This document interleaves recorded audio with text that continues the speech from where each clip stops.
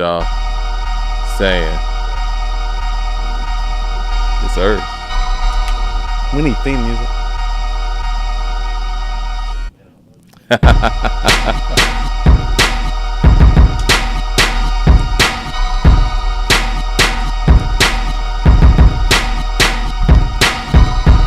Mic check 1 2 1.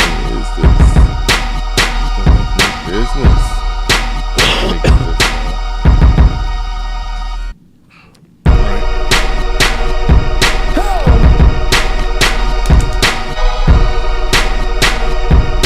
Yeah, what is going?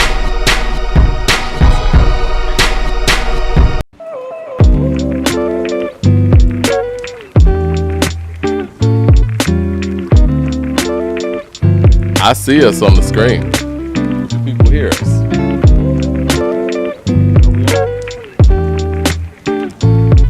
What's up to the people in the room? What's up to the people in the room? No? Yay? Nay? Say? I'm on? And then it went back to the countdown. Are we live? No, we can't do that. Okay. We on? We on? We're on. Hi. We are on. Welcome. What's up, Coop? What's going on? Happy Wednesday, everybody. A2HH Live. You already know what it is. Mike D right here. And Coop to the side of me. It's been an interesting week. I mean, we just tapped in on Monday, but, you know, still a lot of interesting stuff going on. It feels like a lot happened. Yeah, between Monday and now, a lot has happened. Talib has blown up on a lot of his fans. I guess he would call them non-fans, but we'll get to that in a second. But what has happened over the past couple of minutes, man, Billboard's completed their top 50 hip-hop groups of all time. So they got the top 10 in, and it reads as such. Got the notes here. I probably shouldn't even have to look at the notes. I think I know what it is. The Roots, number 10. Okay. De La Soul at number 9. Okay. We got Salt and Pepper at number 8. Eric B. and Rakim at number 7. Okay. Public Enemy at number 6. You got Run DMC at 5. Okay. A Tribe Called Quest at 4. NWA at 3. Wu-Tang at 2. And Outkast at number 1. What are your thoughts? The first thing that stood out in my mind is that I think the things that always happen with these lists, and we're going to talk about this some because it's like, well, we're currently trying to get Ice Cube to come on to According to Hip Hop. Correct. I think when people look at NWA, they're looking at the sum of the parts and not the whole of the parts. Because the whole of the parts that were epic were only together for one album. Yep. And as a group, they only made 2 albums. And although I think those 2 albums, especially the first one, is epic enough and they're iconic enough, and their separate parts have been so epic that it warrants them being a top 10 group, Right. 3 is too high for them. I think so, Especially too. when you have Public Enemy With at 2 number albums. 6. Yeah. Especially when you have Public Enemy at number 6. Yeah, I think Public Enemy should be over them. You know, if we're talking about a group, now obviously NWA's impact as individuals, Easy as an individual, Dre as an individual, Cube as an individual, and even if you want to throw, you know, DLC, Ren, whatever. Villain in Black was a dope album. Exactly. That's cool. But if we're talking about as a group, we're talking about Niggas for Life and Straight Outta Compton. Right. That's all you got. And you want to know what? And that's unfair to Tribe, De La, and Public Enemy. And here's what I'll tell you. Because Niggas for Life lacks Ice Cube's social commentary and rhetoric, it has not held up as well because of it. Straight up. It's just the fact of the matter. Is it still a classic? Yes. Is it still great? Yes. Is it as epic as it once was? No. Because the message is sex, drugs, and violence, and not in the way KRS-One is talking. Yeah, it was no direction lyrically on there, but sonically they were taking it places. But sonically, it's not The Chronic. And lyrically, it's not Death Certificate. So it's like, where does it fall? Even though, Or Doggy Style. Oh, no. I was just going with the people that are in the group. Okay. You know what I mean? Right. But I think NWA makes these lists for impact. CJ Kidd with the Super Chat says, I said in the Super Chat last year, eventually there were going to be an official Black Star versus A2H in some form. And now that's come to fruition. No, that's not. That's not actually what's about to happen. I have a lot to say. I'm going to ask you a couple of questions, too. But I want to unpack a few things today, honestly, because, the way that this man keeps behaving, I think it needs to be addressed on another level in another manner of ways. So I think those who were like maybe expecting me to attack him today, it's like, well, that's not really what's about to happen. But I do have some like very valid questions and statements and sentiments, and I have a couple questions for you as well. Yeah, Because I want to gauge like some of your feelings and thoughts about it, so we can kind of come. I got a lot to say. Right, so do I, and I feel like it's probably going to take up most of the show, which is probably Yeah, why probably we need to get to it. Okay. But I know I say in jest and in satire, and in a lot of ways I say it's very problematic. But when I say it's very problematic this time, I say it in a serious way for a multitude of reasons, mostly about his behavior as a black man. But we're going to get into that. Okay. Okay. NWA being at number 3, I think that's a little too high. I think they're definitely top 10 based on, just impact alone and the members that they have in there and how early they came in the game. Public Enemy should be ahead of them. We're going to talk Public Enemy because it takes a nation celebrating 35 years today, along with Long Live the Kane. But Public Enemy, in my personal opinion, could easily be number 1 on a list like this. I think they have some of the most impactful songs ever.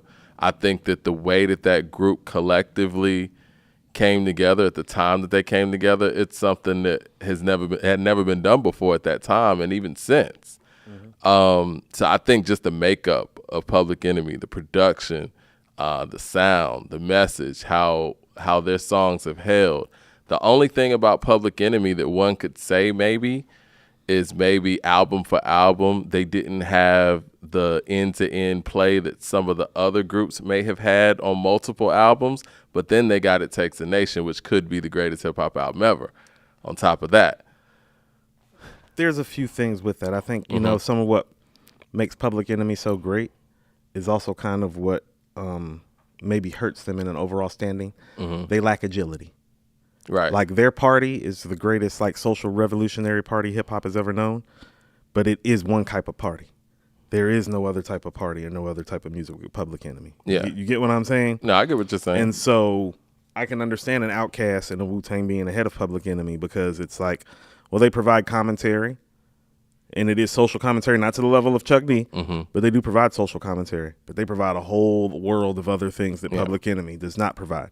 When Public Enemy provides that at its peak, you get It Takes a Nation of Millions, which you can say, and a lot of people still feel that way. I believe DJ Premier has said on many occasions he believes it's still the greatest rap album that's ever made. So it's high praise from all-time great producer. Straight up. But that's just at their peak.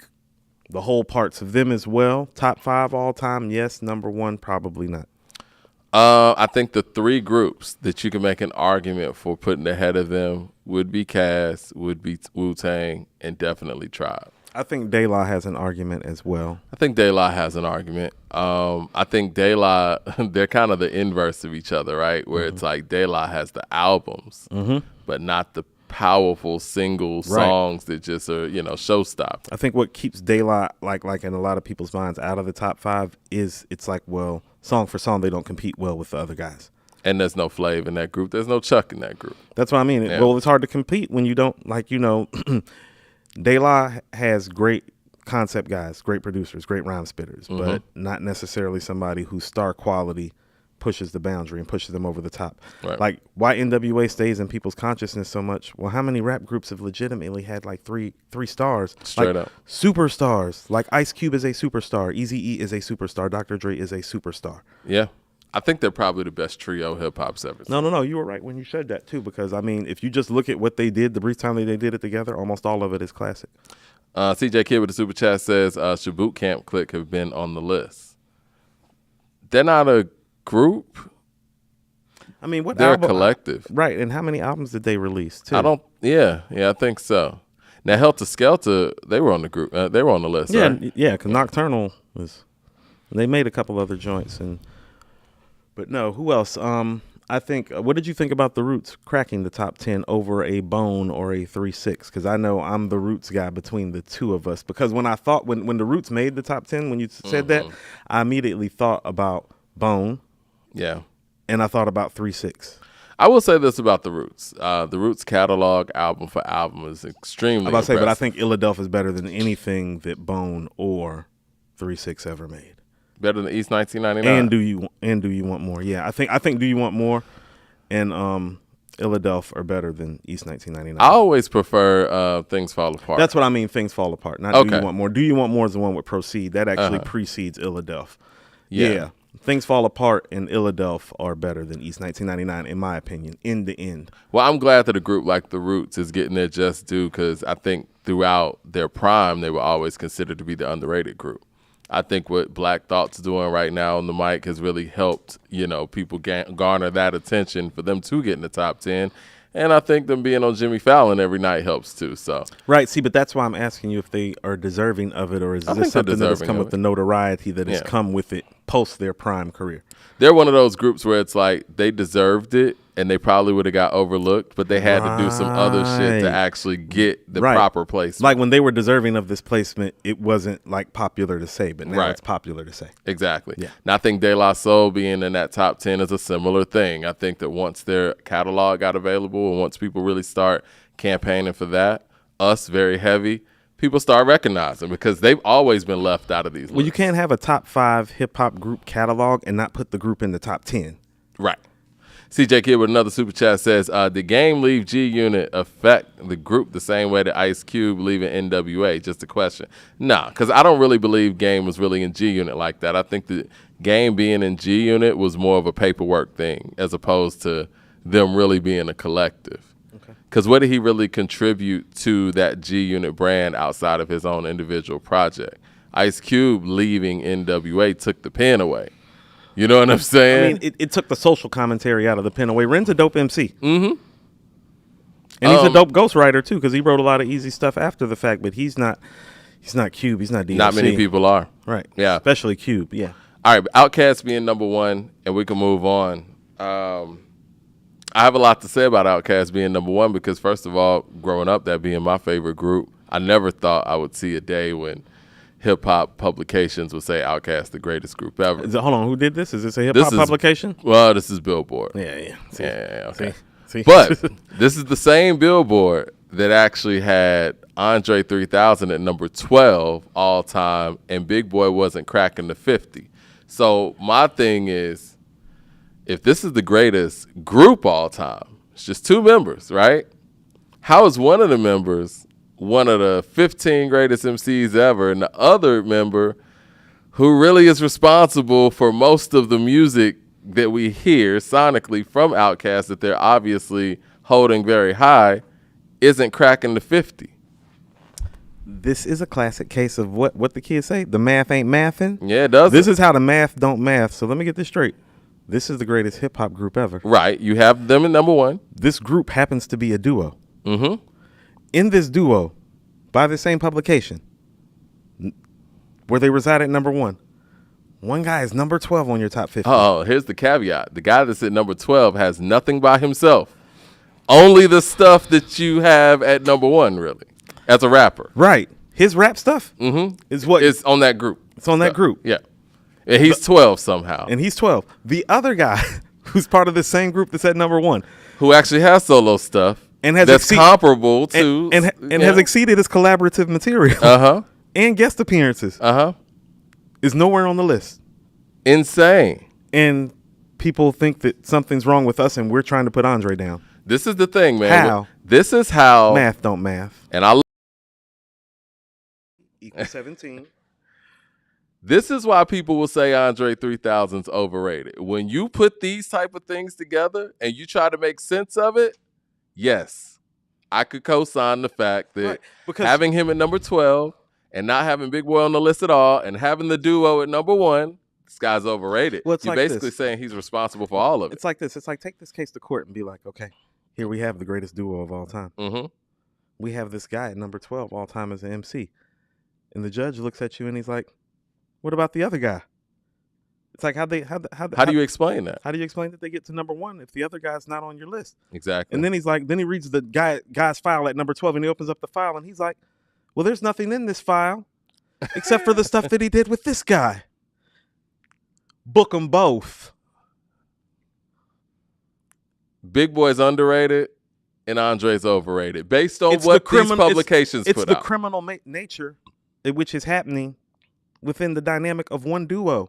It's literally one is being criminally overrated while one is being criminally underrated at the same time, and then you're calling them the greatest group of all time. I have a theory. I have a question, Anna. I guess so. And Anecdote, this list, this actually is an old head list. Mm-hmm. Look at it: Run DMC, Tribe Called Quest, well, De it's La, groups. Wu-Tang, Outkast. Groups don't exist anymore. Groups don't exist anymore. Everybody Bobby Brown now. Okay, so this is my question, or my antidote, I guess I would say.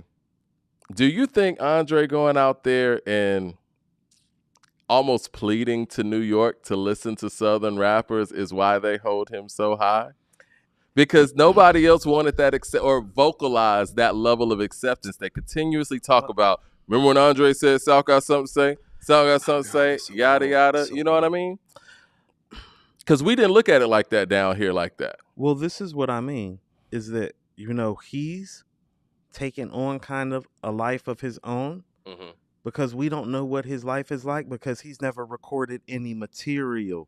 That's what I mean. There's this mythology that shrouds around him that doesn't shroud other great MCs because we know what they're like because they have released material. Like I say this on the show all the time. Growing up, my two favorite MCs were Andre and Nas. Why do you think I gravitated more towards Nas? I mean, he made albums, Mike. He actually made material for me to listen to gravitate towards. Yeah.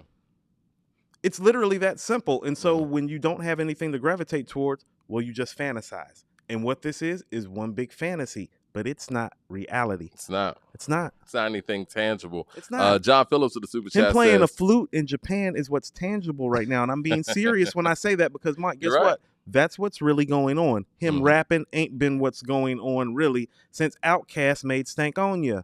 You're right.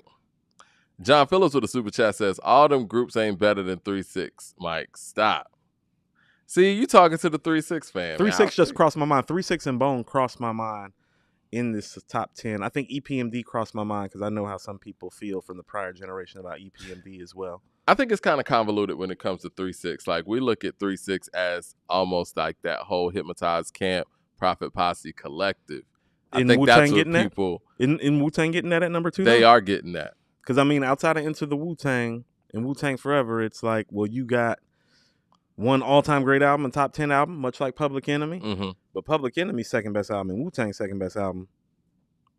But the difference between Wu-Tang and then the third album is not conversational. Of course not. But the difference between Wu-Tang and that 3-6 situation is the fact that Project Pat's not a member of 3-6 Mafia. It's fair. It's not. You know what I mean? Well, Wu has more stars. Wu just has more stars, and that's just it too. Leroy Green with the $20 super chat showing love says, "What's up, A2H8 Pope all as well. Can't stay long, but I got my cape on for Talib. And before you guys go and make sure you tell the heads how important it is to learn from somebody else's blueprint so you can do it better. One, we're gonna talk about all Where that. Leroy going? I don't know. Stay around for a second. Grabbing Leroy. some of Sincere's beats up in New York, a rap round table like you've been, Leroy. I've been hearing about you, Leroy. Leroy out here spitting. But what I was gonna say though, as far as it wasn't the cast thing. What was I gonna say? 3-6 Project Pat. No, 3-6 Project Pat. I really think that where did this Andre praise come from to this level? I mean, it's just unfair. This is no, I don't think you understand. How about this? It's almost like what Jadakiss said on We Gonna Make It. Mm-hmm. Dead rappers get better promotion.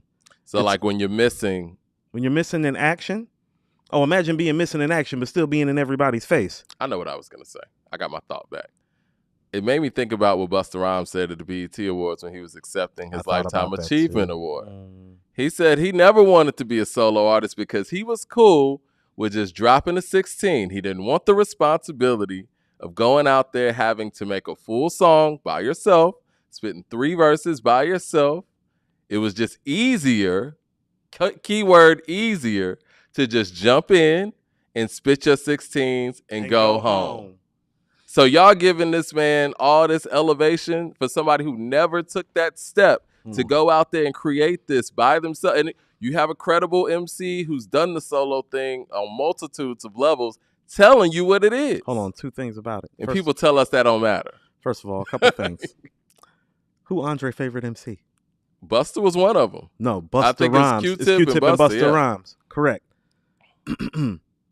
How you gonna have Andre ahead of Busta when Busta pretty much just gave you Andre's formula, but he actually made himself into an album maker and complete MC? Yeah. He's telling you it's just easier to jump on people's records. He's literally and listen to what he's saying in this. When he said from 93 to 96, just did verses. As in, I went through the process and paid the dues of learning how to become a solo artist. And he did a pretty damn good job too. I give him that. He did an excellent job. Yeah. And I thought it was a wonderful speech. Yeah. Esquire with the super chat says, I feel where y'all are coming from with the cast take, but they undeniably have the greatest album catalog of all the groups, arguably 5 classics in a row. I'm fine with that. But again, where do you hold Big Boy in this? But right, that's my only thing. I don't have a problem with them being number one. Between them and Wu-Tang my whole life, that's been my 1 and 2. And so if you just want to keep it to group catalog work, well, I think their 4-album run is the best 4-album run. And I've been saying that since they made Stank On You. This is the best 4-album run a group has ever done, and I don't think anybody's come and exceeded that. Yeah. They're number one. Exactly. Not him. He's number one. Exactly. They're number one. Say it with me, everybody. They're number one. Not he's number one. Blue Collar Hustler with the super chat says, they don't want God Body Music as number one. Wu isn't top 5 or top 2. They're number 1 in anything stated. To the contrary, is a disgrace to hip hop. I love the love for Wu-Tang, man. I do too, and I do love Wu-Tang, and it's Wu-Tang forever. Yeah. But here's the real reality about why you can't put them at number 1. All the other guys around them have at least 2 undisputed classics, and so even though like by all other measures and accounts, they are. How many times we got to have this album and this catalog conversation? Yep. Like, why do we hold Stevie Wonder so high? Prince, Michael Jackson, Janet Jackson, Marvin Gaye. Why? The albums. Thank you. I mean, they got, I guess, 1 in a possible classic as a group. That's what I'm saying. Whereas Tribe dropped 3 classics in a row, according to the source. Well, see, this is what I'm saying. Well, they start losing on that second album to all the groups they're around. Like, whether you think it's Low End Theory or Midnight Marauders, it's Tribe's second best album. That shit's better than Wu-Tang Forever. You feel me? Yeah. Whatever you think Outkast's second best album is, whether it's Southern Playalistic or AT Aliens, no, that's better than Wu-Tang Forever. It is. Whatever you think De La's second album is. Yep.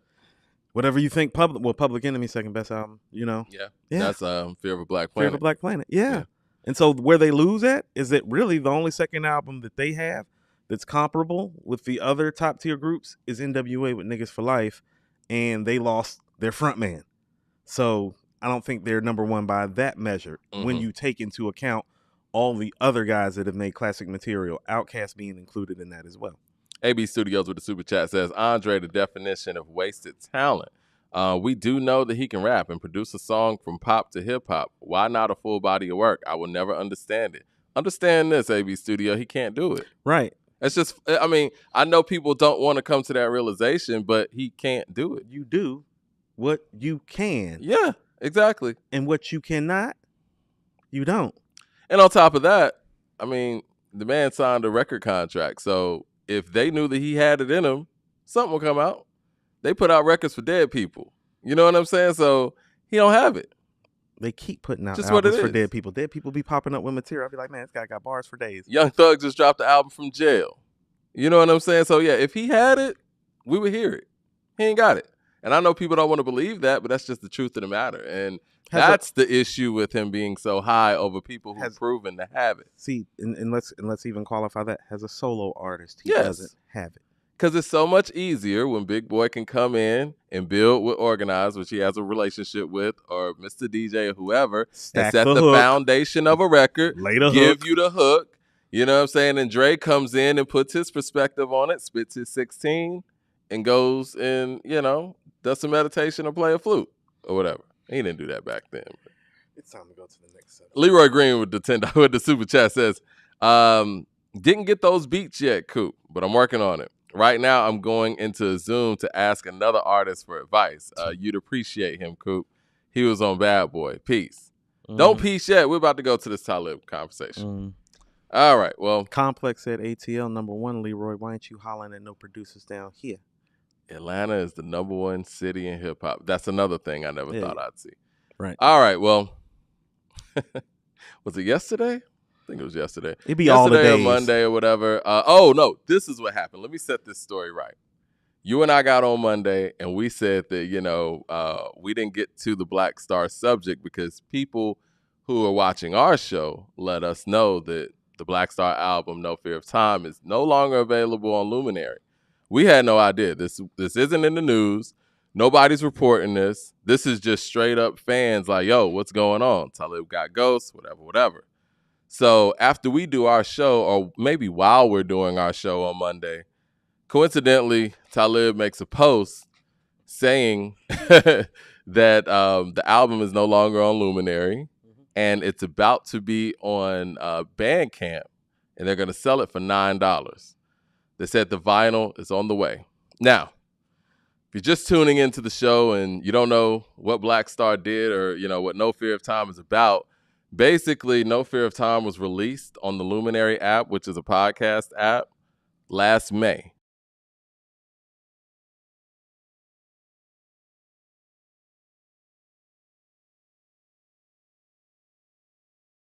Have access to the album. Mm-hmm. Those people who were on Luminary for $4.99 a month for a full year, they're not getting a free copy of this album or anything. And some people are, upset about it, rightfully so. That's their money. And so they voiced their gripes with Talib on his Instagram post. And you know what Talib does? He doesn't say sorry. He doesn't say any of those things. He just starts going at fans. No, he went at us too, and that's part of why I want to address first because Go ahead. I believe you issued a statement via According to Hip Hop saying that what did you say? Let's see. Because I want to pull up what you said right quick because quite frankly, you gave him more grace than he.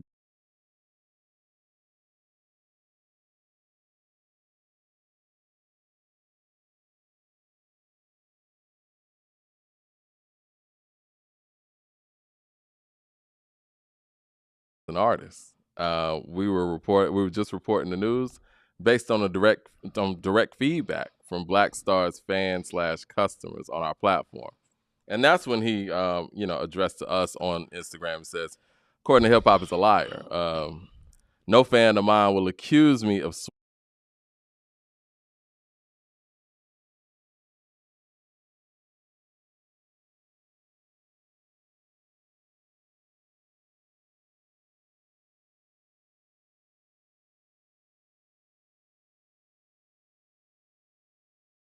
doesn't. So why is that expected from Black Star? Stop being goofy and stop treating artists like you're a fucking slave. This album ain't for you since you feel that way. Okay, see, this is what I'm saying. When you released that statement, it was kind of like, well, you're giving him more life. And here's the thing about it. He gets to.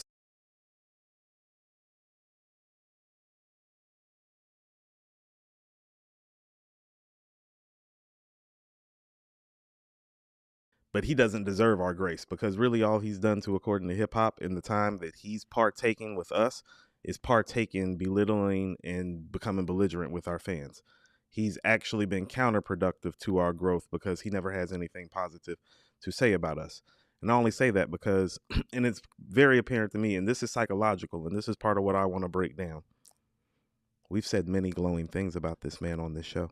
Mm-hmm. I literally 3 weeks ago on this show said, I don't know if I've ever heard him rhyme better than he is currently rhyming right now. Now, when According to Hip Hop makes that type of positive statement about him, this is for you since you're watching.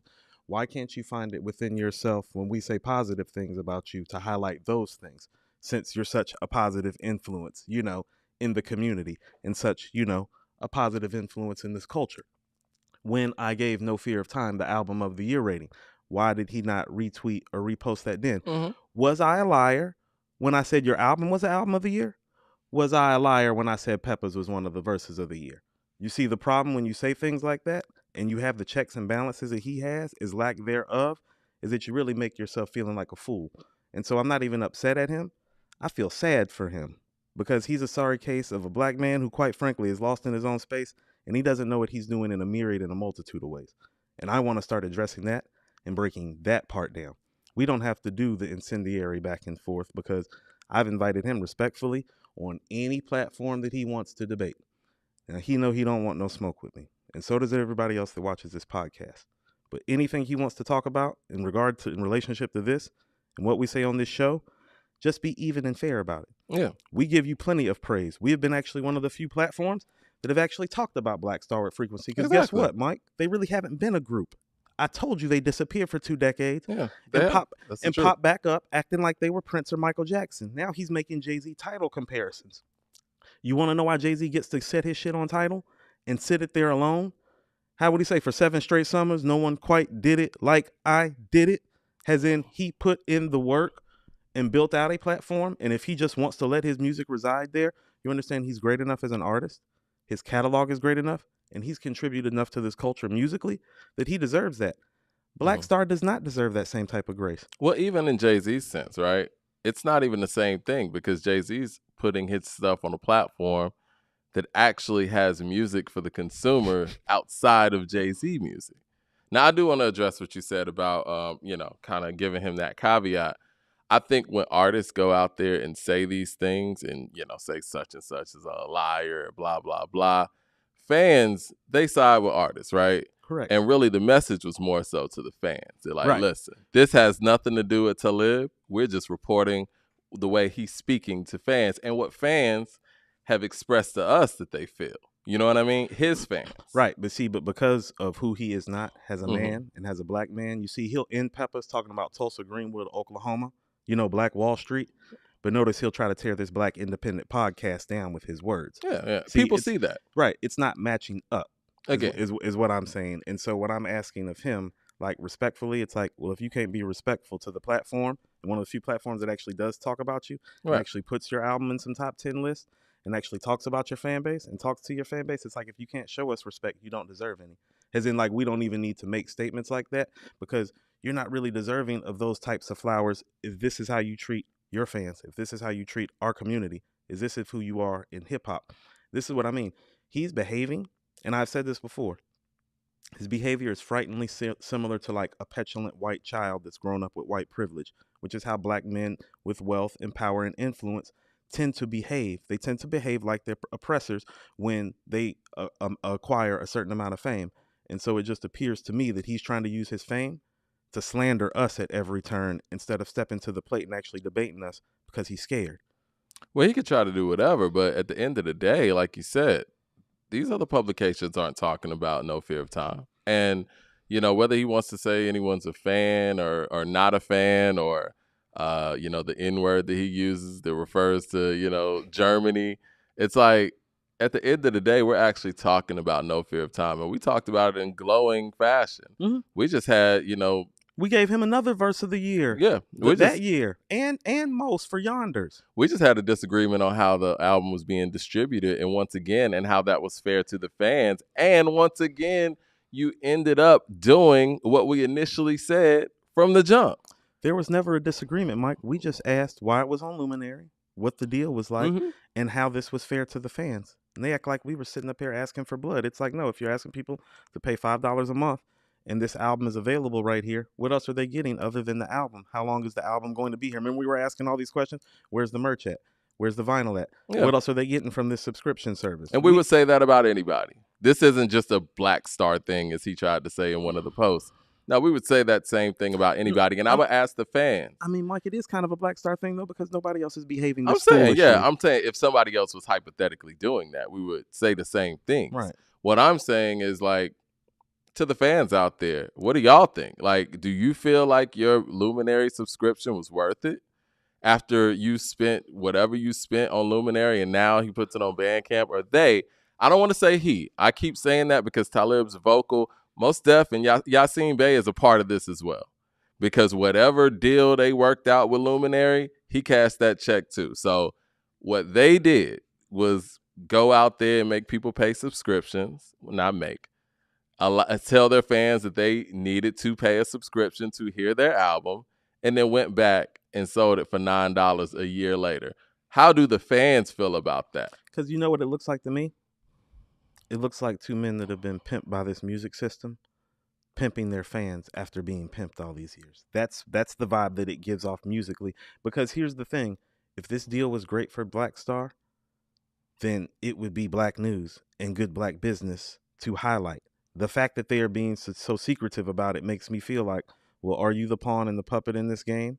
And if you're not, then say so and show it. Like, Yeah, I mean, what's listen. the problem with saying we got a great deal? Here's what we're getting, because supposedly your fans should want to see you win, right? Should have no problem sharing your accolades and great deals that you broker. Every time Jay broker a deal, Mike, we hear about it and right down the pipeline because it's black business, and he likes to notarize black people making deals that are influential to the black community. If you're that, say so. Stop making it seem like you're above reproach from asking questions. Like, we talking about guys that ain't even really went platinum, Mike, and they're acting like they're diamond artists who the fans have been like waiting for the past 2 decades. The deal's not even the deal without the fans, though. That's the thing.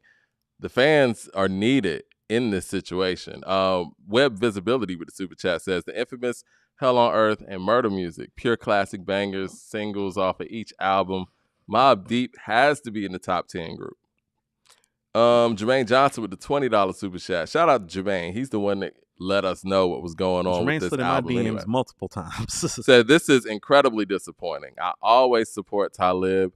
Been to a ton of his shows throughout Brooklyn, and I just renewed my yearly subscription to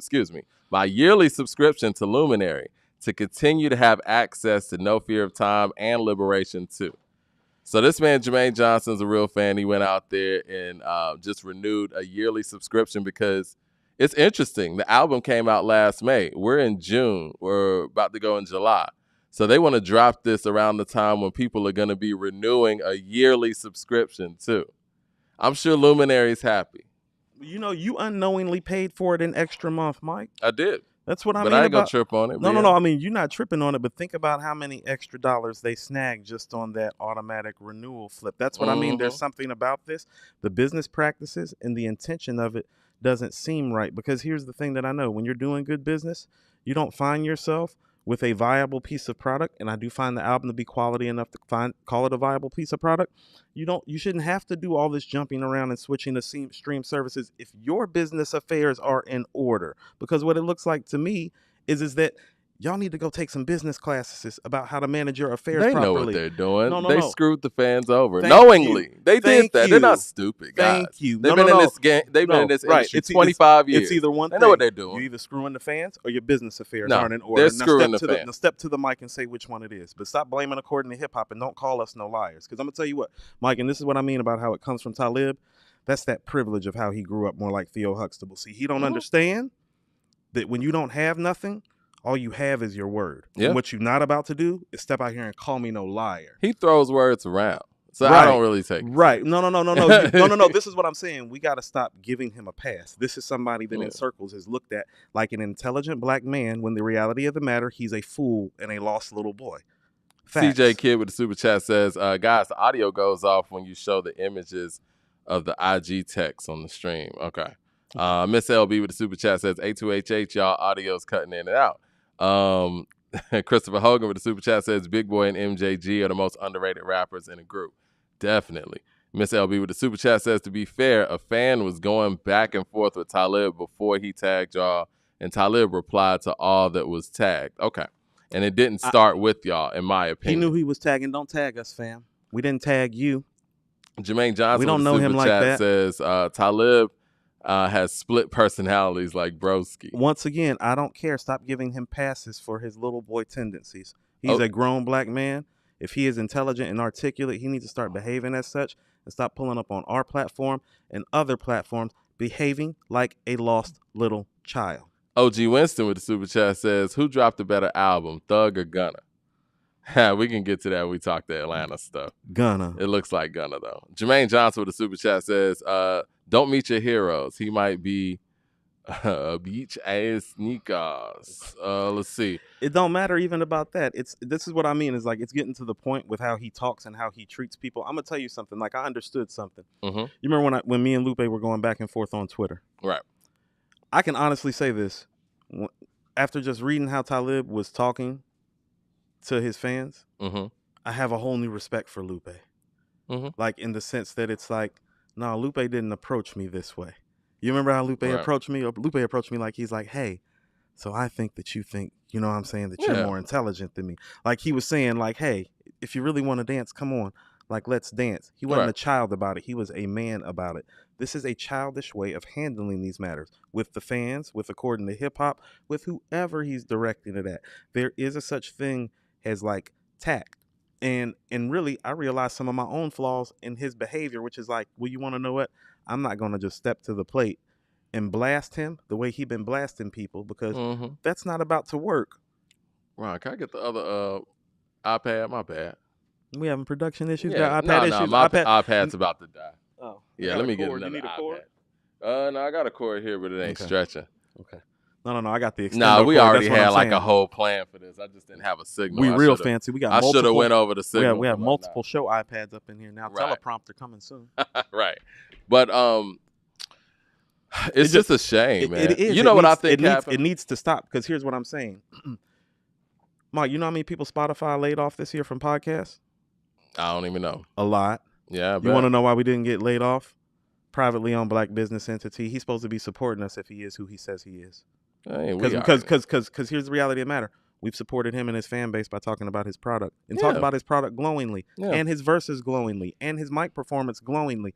And he never says a word about any of those things. Now, those are questions I have now. Why do you only bring up the negative things that we have to say or the criticism?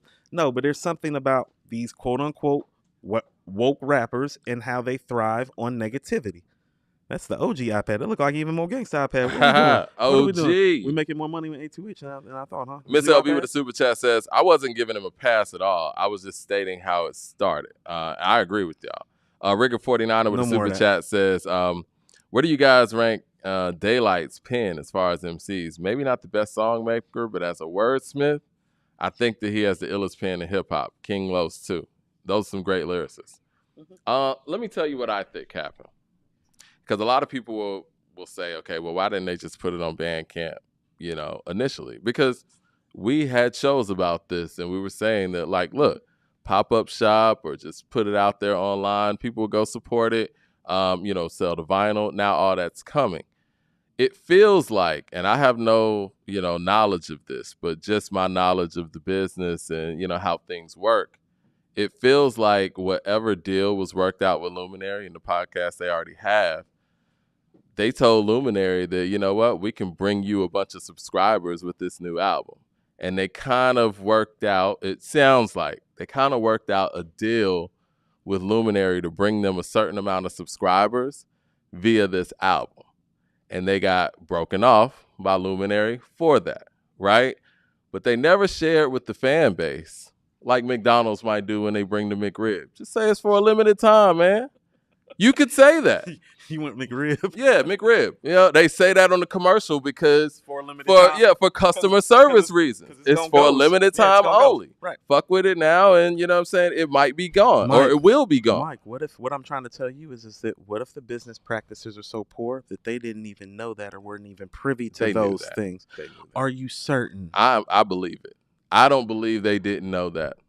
Because, one thing I only know what I see, Mike, and based on his behavior and his silence and his narcissism when he's not silent, it's like, no, I don't believe that necessarily. You know why I believe that? They might be bad businessmen. They're either bad businessmen or they're taking advantage of their fans. I think they're taking advantage of their fans. I'd rather believe that they're bad businessmen. It's the whole manslaughter to murder conversation we have. It's like, well, based on intent, it's like, are we doing 15 or are we doing 30? They intentionally did this. Because now the story's changing. You know what I'm saying? 30, that's murder. Manslaughter is bad business. Murder is taking advantage of your own fan base that waited 2 decades for you. Mm-hmm. Murder.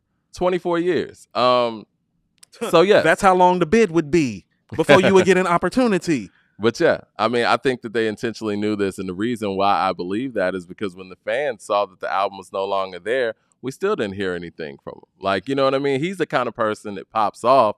If this shit was taken off, announced to him, he would have said something immediately.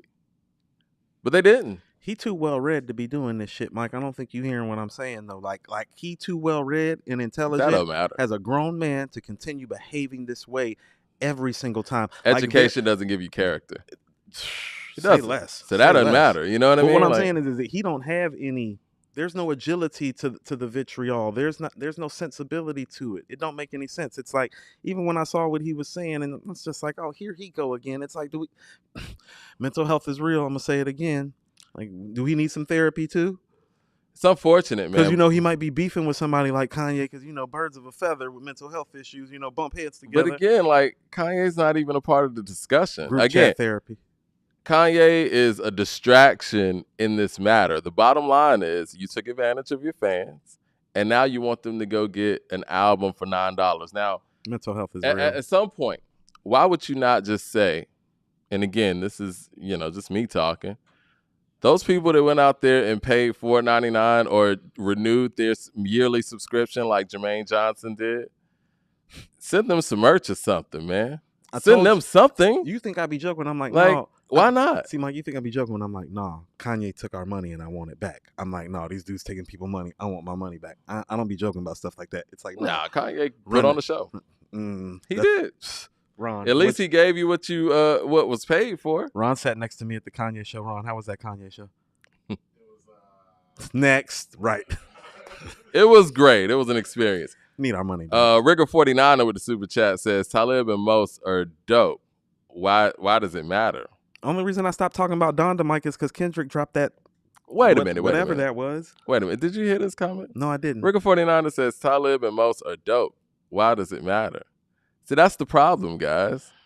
Like, you got, I don't know what else to say. I mean, you guys will let anybody get away with anything as long as they could put the words together nicely, right? As long as the beat sounds good, right? You know the Dave Chappelle skit where they're doing the interrogations about like the OJ trial and the Michael Jackson stuff, and he's like, I don't care what he did, he made Thriller. That's pretty much what this dude is saying. It's like a Dave Chappelle sketch. It's like, I don't care. They're Black Star. They made Definition. It's like, I don't give a damn. I mean, the problem is though, and again, even and that ain't Thriller. Just so we are clear. But even with that narrative, if you want to pass, you need to make something like Thriller. Even with that narrative, though, Coop, and I get that in a vacuum, those are also things that we don't know, right? We don't know what happened at Neverland. We don't know what happened wherever. We just know what the coverage is. We know what happened here. This nigga screwed y'all over, and you still don't care. It was done right in your face. He gets in the Instagram post, going in on fans, and none of that matters. Because he can rap? And here's what I mean about how it's crazy. Here's what I mean about how we desensitize ourselves to it. It's like when Talib get into it with people just be like, "Oh, that's just Talib. That's just how he is." It's just like no, stop, pause. Like, do we need to like do like HR rules? Like, it's like, you know what? That's yellow. You're getting in the caution range. Need you to slow down. We need to have like some hungry, angry, lonely, tired. You know. That's when you make your worst decisions, when you go to counseling. See, I've been to counseling by force and by choice. Mental health issues. I guess I'm the kind of person that... Hungry, angry, lonely, tired. That's what that nigga is. I think I'm the kind of person that when you just start going off on the handle and you're just unhinged, I just tune you out. Hungry, angry, lonely, tired. So yeah, that's usually when you become unhinged, Mike. That's why I'm saying if he went to therapy, he would know there are actually keys to let you know when you might be losing it. If he went to therapy, he would know these things, but he doesn't. So he unabashedly just ruins people online and thinks it's okay because this nigga need help. And we got some big super chats, man. My Mere Thoughts always showing super love. We need to donate something to get Talib in therapy. Nah, that nigga got y'all luminary money. Fuck that. Matter of fact, transfer some luminary money from the fans. Since he's taking advantage of the fans, we might as well get some help. We might as well take some of this luminary money or BandcampPt1 money and get this nigga some help. I mean, Luminary should cover that under his plan. He works for them anyway, right? It should be part of the benefits package. And you know, when we worked at the airport, Mike, that was free therapy. Yeah. Get me a little session in whenever I felt like it. My Mere Thoughts with the $50 super chat showing love says, just showing support, keeping the progress going, fellas. A2HH. Unknown Name with a $99 super chat says, Killer Mike been on repeat since he dropped for me. Appreciate that love, Unknown Name. That's probably Killer Mike out there. I've been playing the... That's probably dope album, Unknown Name. I've been playing the Killer Mike Unknown Name. It is album of the year. And thanks for the super chat. Yeah, thanks for the money, Killer Mike. But yeah, is there anything else to say on this matter? Because at the end of the day, the show talking about him and the help that he needs, but we have. Well, I don't want to center this on him. This is I about center it around the help that he needs because of how he treats his fans. This is what I'm saying. Is like, let's stop talking about how he treats people and start getting to the crux of why. Because that's the part that we're there to therapy session 4 anyway, which means this nigga gonna be in therapy for the next decade, but he has the money to pay for it. So, all right, well, let me say this, because I want to kind of change the subject before we move on. yes. But is Yasin complicit in this as well? Because Narcissistic, which too is a mental health issue. They deserve each other. Next topic. see, Nah, it'll be fun.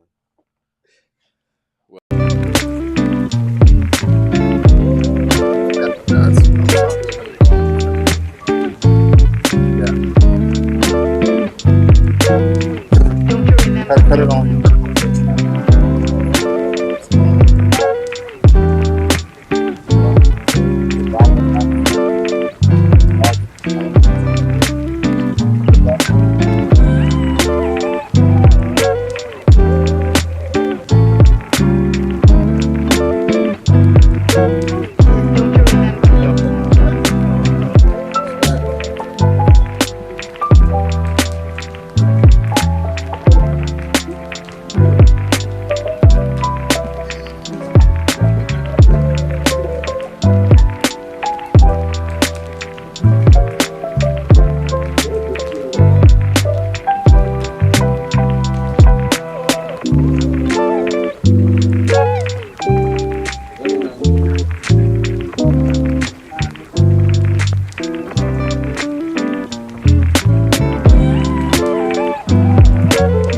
How'd I disconnect this shit?